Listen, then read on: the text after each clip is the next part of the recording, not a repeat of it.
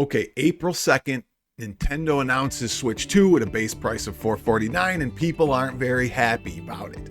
Let's just say they accepted it though, until shortly afterwards, the game prices were announced and people flipped their shit about it. $80 for a digital game, $90 for physical. Are you nuts? You cracker! And let's not even discuss the fact that these physical games aren't even physical games. That's for another video. But drop the prices were the sentiments heard all over the world. Now, I'm going to tell you what I thought Nintendo was scheming the whole time, but I think they were caught off guard, and I'll get to that. First, going back to April 2nd, Trump was announcing his great tariff plan that would end up immediately crushing the global economy. And not soon after this, Nintendo announces they will delay the release of the Switch 2 in USA and Canada.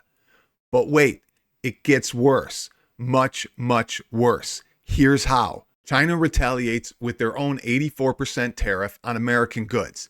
And then Trump retaliates again with the reciprocal of the reciprocal tariff, and now the tariffs on China become 125%. Oh, wait. They are actually 145% because Trump says the 125% didn't include the original 20% from back in February. So remember this, if China delayed immediately from the initial tariff, what the hell are they going to do about 145% tariff? Yes, the Switch is made in China, but they're not the only company that's going to be affected or impacted by these tariffs. Sony, Microsoft, all utilize Chinese factories to some extent to make their products. So although the focus now is on Nintendo, what is this going to do to the whole industry? Even in the arcade community, new items are all being put on hold and delay. Glenn's Retro shows FU-Cade on hold. And the highly anticipated iconic Street Fighter XXL arcade is delayed. Nah, I'm just kidding. That one isn't highly anticipated. Now here's the deal. I kind of thought that the gaming industry was fairly recession-proof. Even broke gamers would always find a way to buy a game or some new tech for gaming. Just like fast food, alcohol, and ramen noodles survive during tough times, modern console gaming always seemed to pull through. So how was Nintendo going to pull through this?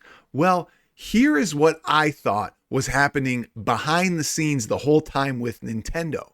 I think before the actual announcement of the tariffs by Donald Trump, I have to think that Nintendo knew this was coming. They knew that some sort of tariff rate or tariff was coming. It was all over the news, and Trump had been talking about this forever. So I think they planned for it in their pricing model. They had to know these tariffs were coming.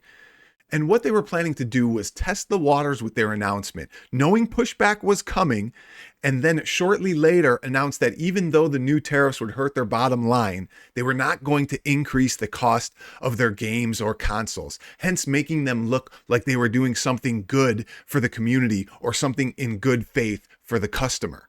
But it backfired when they saw 84%, and then it even further backfired when it became 145%. Regardless of what is happening with Nintendo, the gaming industry is going to take a huge hit. People will back their sentiments with their wallets, and we may be in for a big crash, or at least a big change in the industry. Maybe indie games soar, maybe these large development companies can no longer survive. I'm not sure, but I'd like to hear your comments below. Let me know if the gaming industry is going to get crushed by these tariffs, or if you aren't worried at all.